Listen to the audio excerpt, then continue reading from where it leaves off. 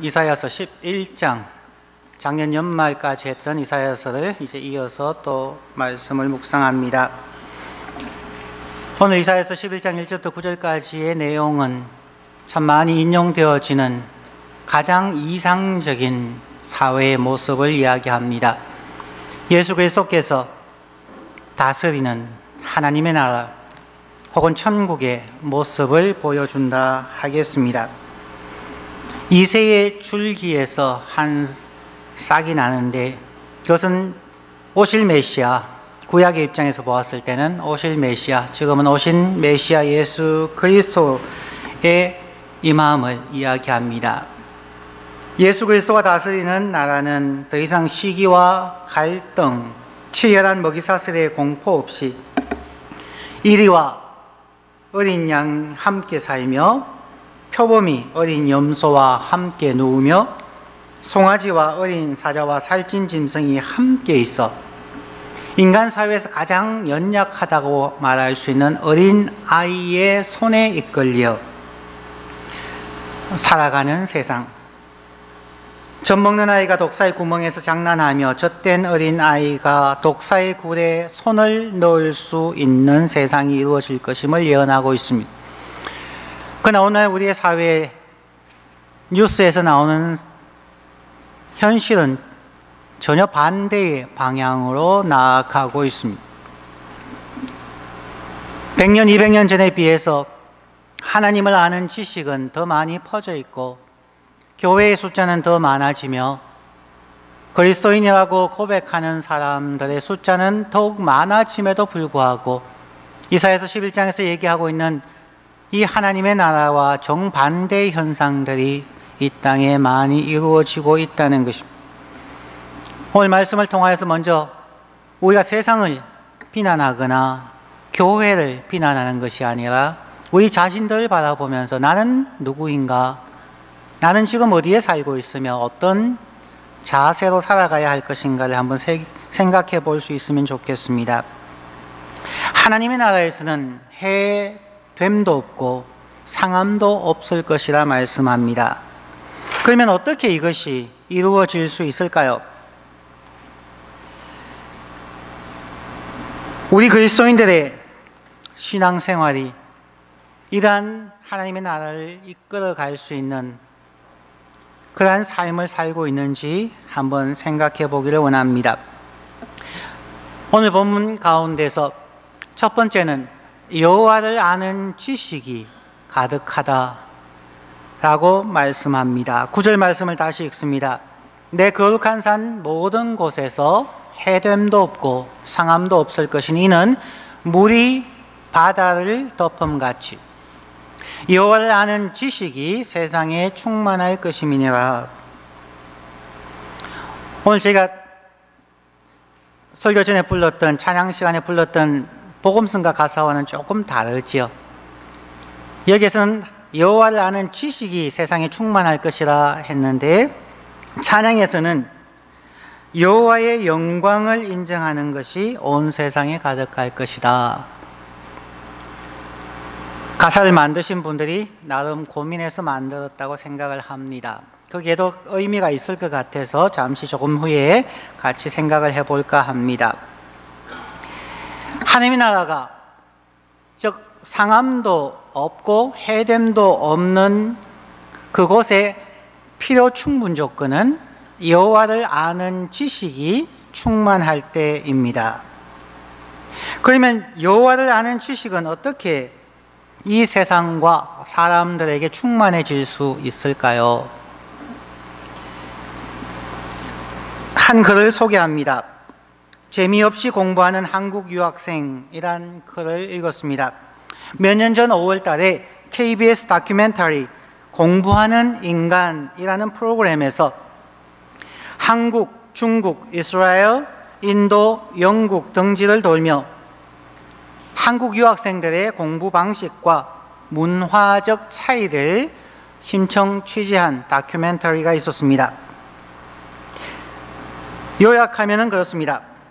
한국 친구들은 내성적이고 혼자서 공부를 하여 창의력을 중시하는 외국 학교의 수업 방식에 적응하지 못한다는 분석을 내놓았습니다. 인용하면 이렇습니다. 한국 학생들은 좁고 밀폐된 고시원 같은 데서 대화 없이 개인적인 공부를 많이 하더군요. 혼자서 많이 고생하는 것 같아요. 미국 하버드 대학생 제니퍼 마틴과 동료들이 바라본 한국 학생들의 모습입니다. 그들이 바라본 한국 학생은 하버드에서 공부하는 한국 학생들이겠죠. 거기에서도 마찬가지였다는 것입니다. 또 다르게는 이렇게 이야기했습니다. 한국에서는 공부가 외롭고 재미없는 과정으로 생각한다. 지나치게 획일적으로 보인다고 말했습니다. 한국 학생들은 책을 외우는 것보다 저자가 왜 그렇게 책을 썼는가 하는 것이 더 중요함에도 불구하고 한국 학생들은 저자의 의도와 관계없이 책을 그냥 달달 외운다는 것입니다. 그러니까 외워서 그대로 씁니다. 특히 한국 학생들은 누군가의 협조를 받거나 주는 것을 대단히 어색해했고 도움을 받으면 크게 자존심 상해한다는 것이 특징이었습니다. 서울 대치동의 한 초등학생은 이렇게 말했습니다. 공부를 못하면 친구를 사귈 수 없다. 멍청한 아이랑 놀면 멍청해진다. 한국적인 사고방식입니다. 물론 꼭 한국적이라고 할 것은 없죠. 미국 대학교에서도 그런 교수님들이 많습니다. 자기가 강의한 그대로 답을 써야 만점을 주시는 분들이 있습니다. 그런데 말씀드리고 싶은 것은 우리 그리스도인들의 공부 방식도 거의 유사하지 않을까 하는 것입니다. 하나님의 말씀을 밀폐된 공간인 교회의 한 곳 혹은 성도님들의 한 가정에 모여서 성경 교재를 가지고 성경 본문을 한번 읽은 후에 질문을 읽고 질문에서 성경의 답을 찾고 그 답만을 이야기하고 거기에서 조금이라도 다른 생각, 세상적인 지식을 이야기하면 정답이 아닌 것 같은 성경 공부를 할 때에 모두가 답을 알고 있는 그리고 기대하는 답이 정해져 있는 그러한 성경 공부를 하는 경우가 너무나 많다는 것입니다. 그러니까 성경 공부가 재미가 없습니다. 그냥 성경 공부는 열심히 외워야 합니다. 그리고 한국에서 제자훈련을 시작하셨고 제자훈련으로 크게 성장한 교회 목사님 몇천 명의 목사님들을 제가 만나서 이야기하거나 그 교회 부목사님을 통해서 들으면은 동일한 대답을 합니다. 제자훈련을 왜 하십니까? 라고 했을 때에 대형교회 목사님들이 동일하게 하는 대답, 우리 교회 일꾼 만들기 위해서요. 우리 교회 구역장을 만들고 우리 교회에 직분자를 세우고 우리 교회 안에서 잘 봉사할 수 있는 사람을 만들기 위해서 제자훈련 혹은 성경 공부를 한다는 것입니다. 하나님의 나라를 위한 성경 공부, 하나님의 뜻을 이루어 가기 위한 성경 공부는 그렇게 하면 오히려 이상한 사람 취급받고 그냥 그 교회의 담임 목사님이나 그 단체의 방향에 따라서 성경을 읽고 외우고 그렇게 앵무새처럼 대답하는 그런 성경 공부가 주를 이루고 있다는 것입니다. 우리의 성경 공부가 생활의 현장과 동떨어져 있는 밀폐된 공간에서의 암기식 성경 공부, 너무나 좁은 역사관과 세계관을 가진 성경 공부를 하는 경우가 너무나 많다는 것입니다. 오늘 본문에서 말하는 이상적인 하나님의 나라를 이루어 가려면 우리는 어떤 성경 공부, 어떤 여호와를 아는 지식이 이 땅에 충만해야 할 것인가?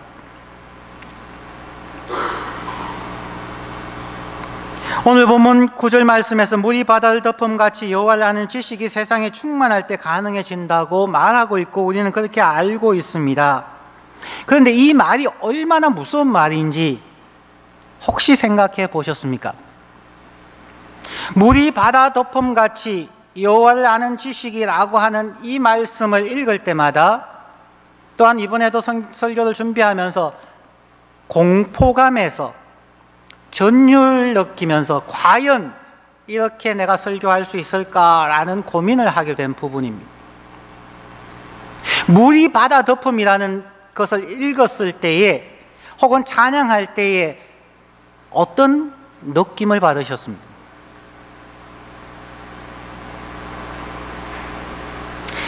물이 바다를 덮는 순간 물 속에서 호흡할 수 있는 아가미를 가진 물고기 외에는 다 죽는다는 얘기입니다.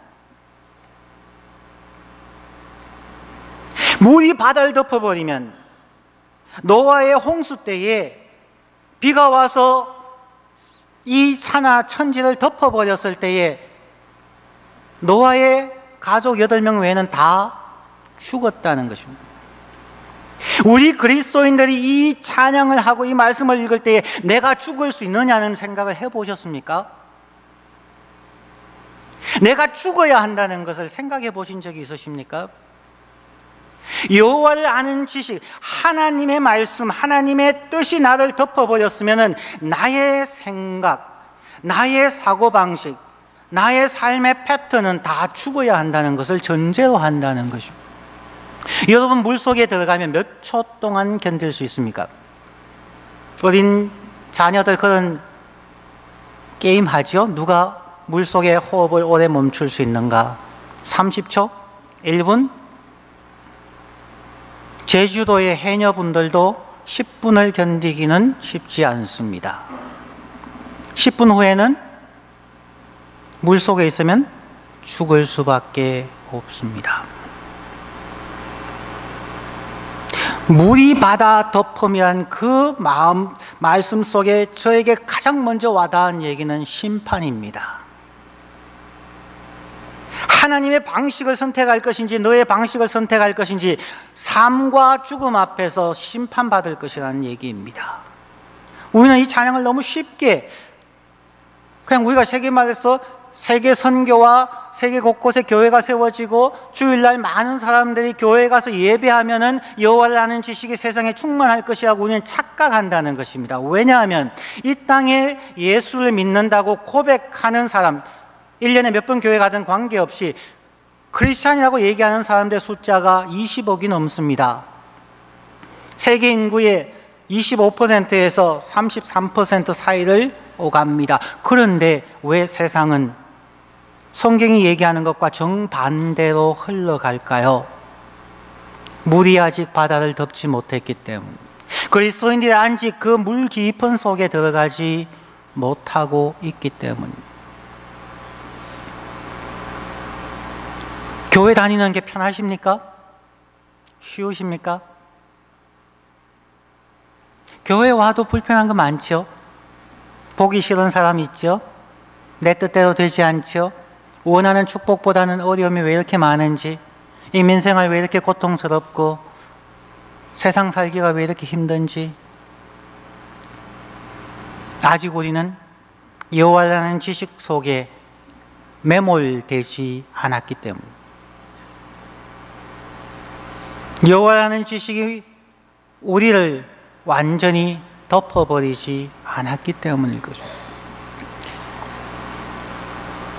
그렇기 때문에 우리는 날마다 긴박감 속에서 하나님의 말씀 앞에 설 수밖에 없습니다. 그냥 성경을 암송하고 외워서 고백하는 것이 아니라 여호와를 아는 지식 앞에서 두렵고 떨림으로 설 수 있어야 합니다. 그래서 오늘 본문 말씀에 이야기하기를 여호와를 경외하는 영이 예수 그리스도에게 그리고 그리스도인들에게 충만할 것이라고 그랬습니다. 여호와를 경외한다는 것, fear of God이라고, 여호와를 fear, 두려워함이 가득한 영, 성령이라는 것입니다. 저와 여러분이 신앙생활 할 때 정말 두려움이 있으십니까? 이 심판 앞에 내가 죽을 수 있다는, 내가 복받기 위해서 교회에 나왔지만 내가 죽을 수 있다는 그 두려움이 있으실까요? 하나님 앞에서. 그 하나님 앞에서 우리는 왜 우리의 경험을 자랑하고 왜 우리의 신학 지식과 성경 지식과 교회의 전통을 자랑할까요? 아직 여호와 두려운지를 우리가 몰라서 그렇습니다. 아직 물이 바다를 덮음같이 우리의 생각과 삶을 덮지 못해서일 것입니다.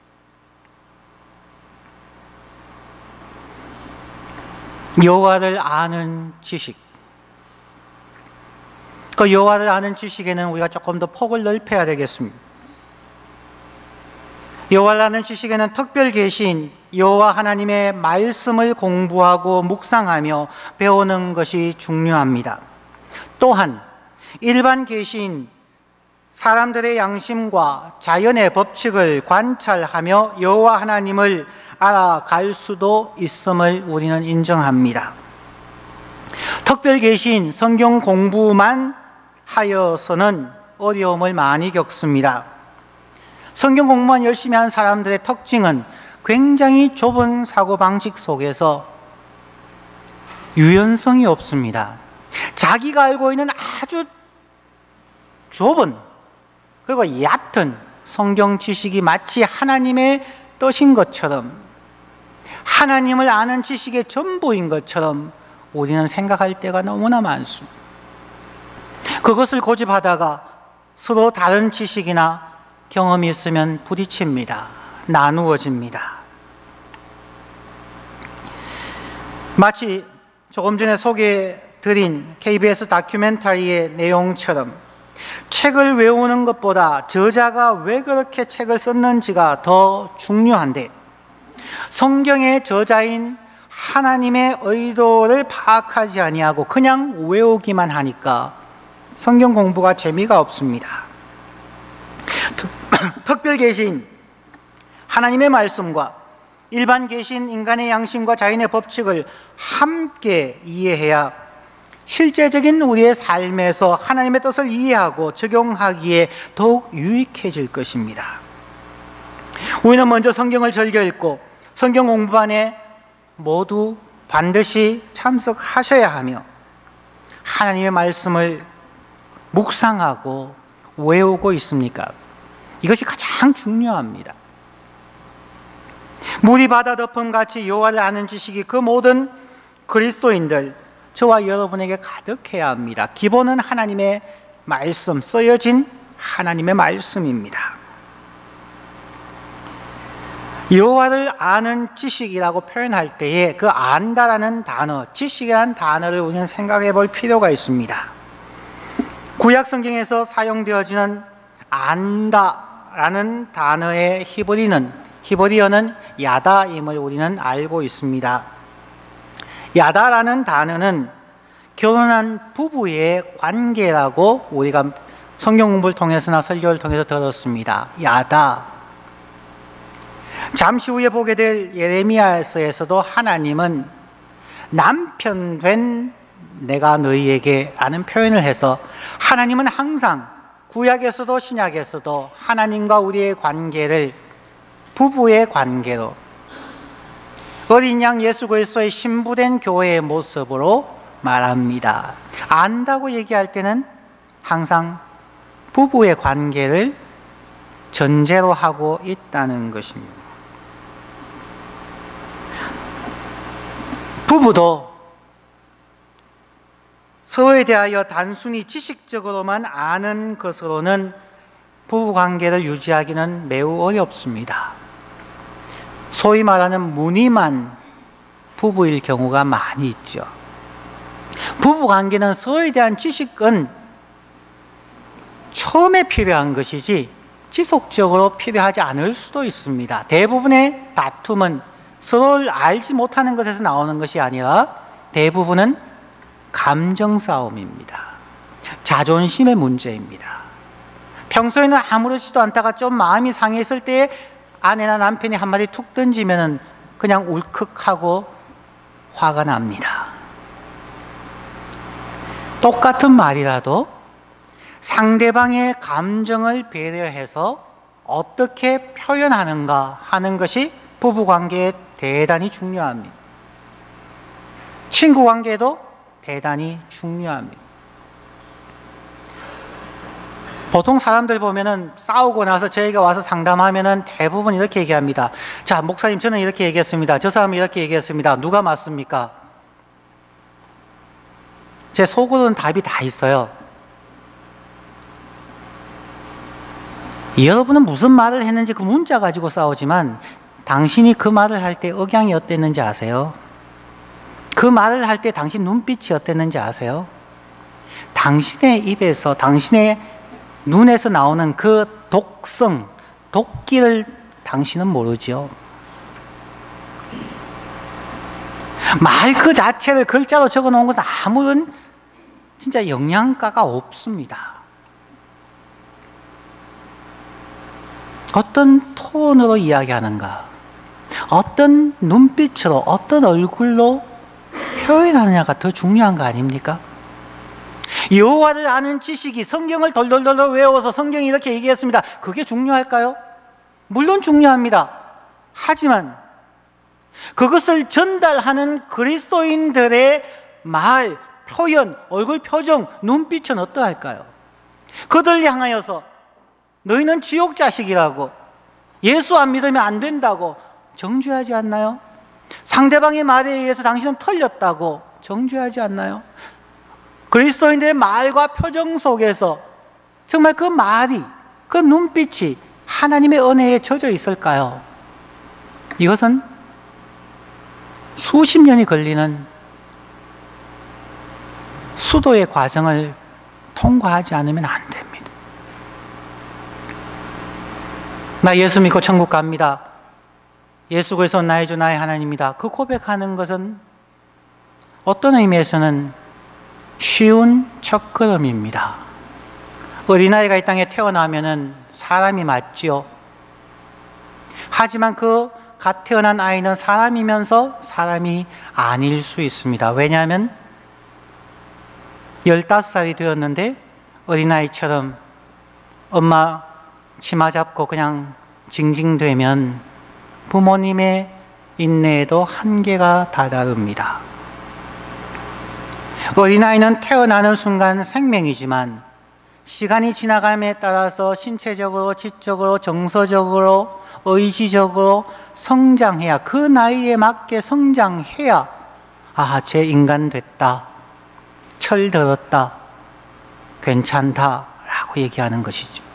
그런데 예수 믿은 지 10년, 30년, 50년이 되었는데 아직도 갓난아기처럼 나 천국 가니까, 나 예수 믿었으니까, 나 세례 받았으니까 난 걱정 없어. 성격은 여전히 고슴도치처럼 찌르면서. 여호와를 아는 지식, 단순한 지적인 지식이 온 세상에 충만해도 예수 안 믿을 사람은 여전히 많을 수 있다는 것을 기억해야 합니다. 또한 세 번째로, 첫 번째가 지식이고 두 번째가 감정이라면 세 번째는 서로의 유익을 위하여서 실제적인 실천이 필요한 거죠. 서로를 배려해서 한 걸음 더 나아가는 것. 그냥 말없이 쓰레기 봉투 한번 접어서 쓰레기통에 갖다 버리고 자기가 먹은 밥그릇 설거지해서 엎어놓고 아이들 볼 때 직장생활 힘들어도 들어오셔서 아내나 남편 배려하고 아이들하고 1시간 놀아주는 것, 그게 부부 아닌가요?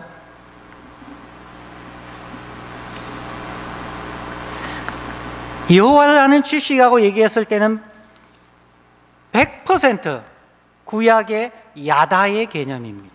부부의 개념입니다. 서로에 대한 지식과 서로에 대한 배려의 감정과 서로를 먼저 세우는 의지적 실천, 배려의 삶이 있는 것, 그것이 여호와를 아는 지식이라는 것입니다. 그러므로 여호와를 아는 지식은 단순히 성경책에 쓰여져 있는 것만이 아니라 우리의 인격과 삶의 모든 영역에서 적용되어져야 하는 하나님의 지식입니다. 예레미야서 31장 31절부터 33절 말씀을 읽습니다.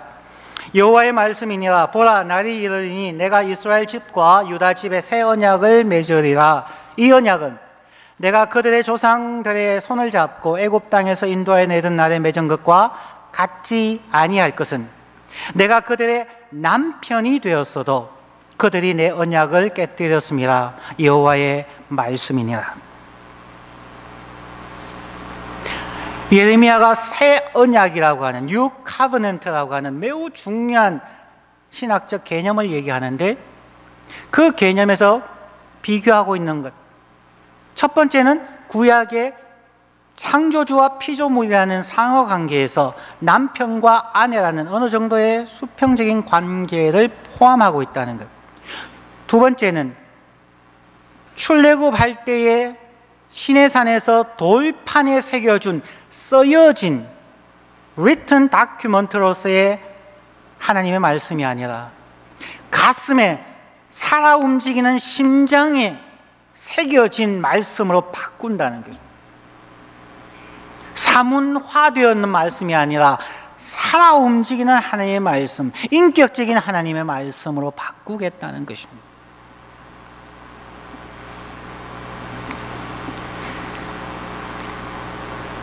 하나님 자신이 우리의 남편이 되셔서 부부관계처럼 단순히 우리를 지식으로만 대하는 것이 아니라 감정과 열정으로 우리를 사랑하시고, 심지어 우리를 사랑하시기를 예수 그리스도께서 십자가에 죽기까지 하나님께 복종하심을 통하여서 우리의 남편, 우리의 어린 양, 우리의 구원자, 우리의 하나님이 되신다는 것입니다. 그런 의미에서 우리도 죽기까지 순종함을 통하여 하나님의 백성, 그리스도의 신부가 될 것입니다. 그런데 이것이 우리의 실제적인 삶에서 이것이 어떻게 생각이 안 나죠? 많은 경우에 그렇습니다. 대학생들은 시험 공부 열심히 해서 시험 치는데 생각이 안 나요. 답안지 제출하고 나오면 생각 잘 나죠. 참 신기해요. 시험이 끝나면 생각이 나요. 왜요? 긴장했기 때문입니다. 성도님들도 그렇습니다. 직장에서, 학교에서 바쁠 때는 생각이 안 나는데 지나고 나서 생각해 보면 아, 내가 그때 왜 그랬지 라고 생각을 듭니다. 어떻게 하면 생각날 수 있을까요? 예수님께서 말씀하시길 요한복음 14장 26절 말씀에 보혜사 곧 아버지께서 내 이름으로 보내실 성령, 그가 너희에게 모든 것을 가르치고 내가 너희에게 말한 모든 것을 생각나게 하리라. 바로 이 여호와의 영 성령 하나님 보혜사께서 그리스도와 함께 계셨고 우리와 함께 계시며 그분이 우리로 생각나게 해주신다는, 지식과 감정과 의지라는 인격적인 삶을 살아갈 수 있도록 해주시는 분이 성령이라는 거예요.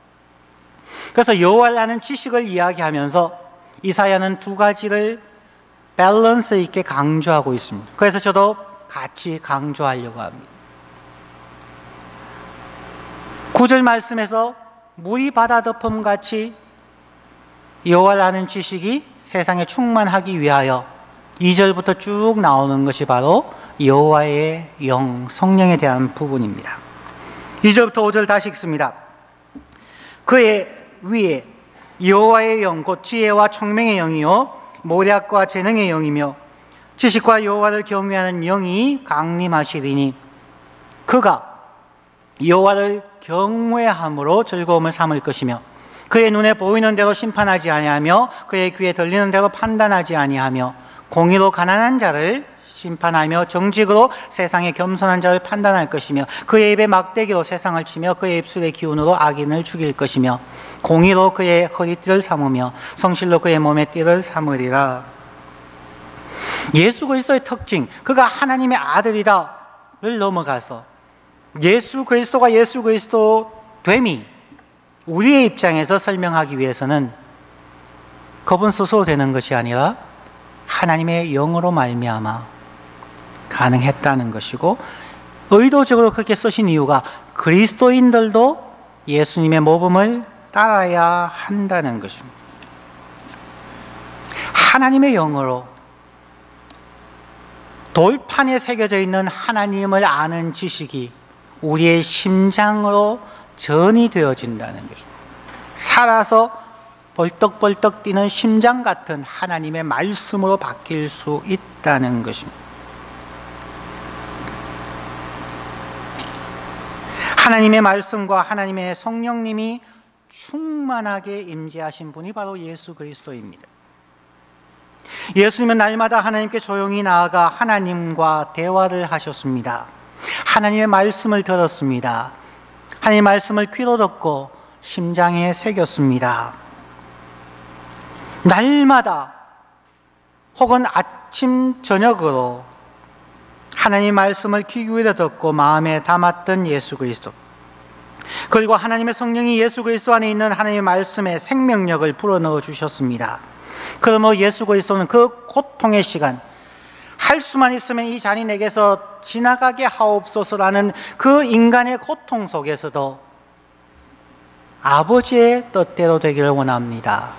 십자가에 죽기까지 하나님께 복종할 수 있었던 것, 바로 성령 하나님의 감동을 통한 살아있는 하나님의 말씀, 살아있는 하나님의 지식으로 그는 순종할 수 있었던 것입니다. 여기에 나오는 수많은 내용들을 시간상 다 설명하지는 못합니다. 이 이사야서 11장 1절부터 5절까지의 말씀과 예수 그리스도의 삶을 통해서 볼 때에 오늘 말씀에 나오는 것처럼 그는 자기의 귀로 들은 대로 심판하지 아니하며 자기의 눈으로 본 것으로 심판하지 않고 오직 하나님의 말씀과 성령 하나님의 감동에 의해서 생각하고 판단하는 것입니다. 우리가 그리스도인의 삶을 살아가면서도, 교회 안에서 삶을 살아가면서도 왜 어려움이 있습니까? 우리의 생각 때문에, 내가 가진 성경 지식 때문에, 내가 가진 신앙의 영적인 체험 때문에, 혹은 자기의 상처 때문에, 자기의 자존심 때문에 우리는 아직도 살아가면서 판단의 근거가 나의 것입니다. 나의 판단, 나의 지식, 나의 모든 것입니다. 그래서 날마다 우리가 그리스도 앞에서 십자가를 지는, 십자가에 죽기까지 복종하는 훈련을 하지 않으면 그리스도인의 삶은 참 어리석은 위선자의 삶이 될 가능성이 매우 높아집니다. 예수님은 그의 귀로 들은 대로 사람들을 판단하지 않았습니다. 보는 대로 심판하지 않았습니다. 오직 하나님의 심장으로, 하나님의 뜻, 죄인을 사랑하시는, 아담과 하와가 범죄하고 난 그 직후부터 창세기 3장 15절의 그 내용처럼 그때부터 나는 너희를 위해서 죽겠다고, 내가 죽음으로 너희를 사랑하고 구원하고 나의 백성 삼겠다고, 그 마음으로 창세기 3장부터 요한계시록 22장의 내용까지 그 하나님의 구원의 역사를 이루어 가시는 거죠. 오늘 말씀을 정리합니다. 이 말씀, 이사야서 11장 1절부터 9절까지의 말씀은 우리에게는 너무나 힘든, 일생 동안 고민해야 할 도전입니다. 이 말씀은 예수 그리스도를 따르는 그리스도인들의 삶도 그리스도의 삶의 모범을 따라야 한다는 것입니다. 여호와를 아는 지식이 우리에게 가득하기 위하여서 첫 번째는 하나님의 말씀을 가까이 하고 배우고 묵상해야 합니다. 그리고 사람에 대한 연구와 자연의 법칙을 또한 등한히 해서는 아니 됩니다. 특별 계시와 일반 계시를 함께 가진 가운데서 철저하게 무릎 꿇고 하나님 앞에 기도하고 간구하여서 성령 하나님께서 우리의 생각을 주관하고 성령 하나님께서 그 하나님의 말씀으로 우리의 눈빛과 표정과 말과 손과 발을 움직여 갈 수 있게 하여야 합니다.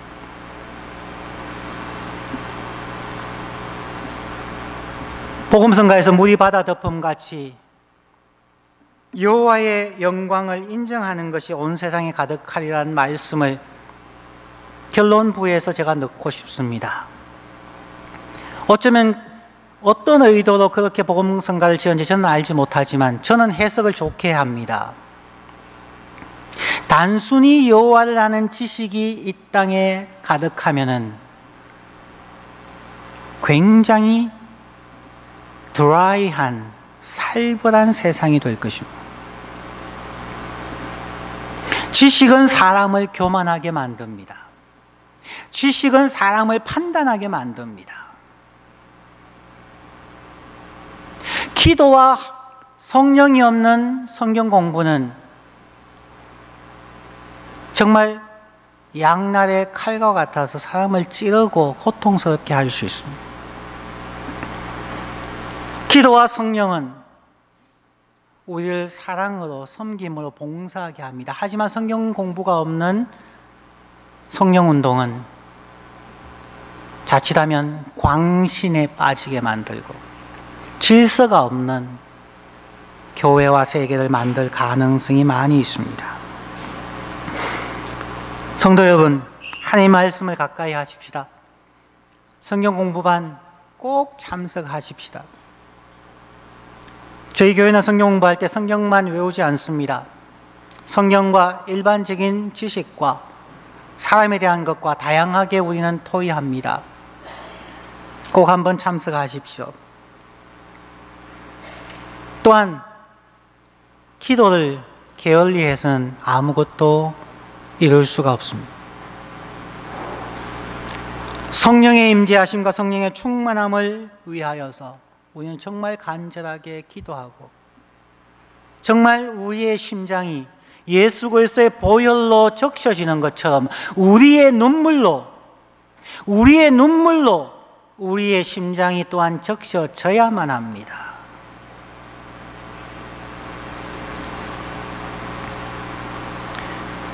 최성현 씨가 쓴 글, 힘들 때 펴보라는 편지 글 중에 이런 글이 있습니다. 사람의 진짜 실력은 어려운 일을 당할 때 나타난다. 궁지에 몰렸을 때나 억울한 일을 당했을 때 드러난다.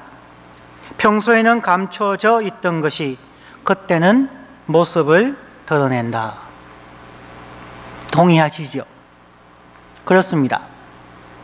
우리 그리스도인의 믿음도 편안할 때는 진가가 나타나지 않습니다.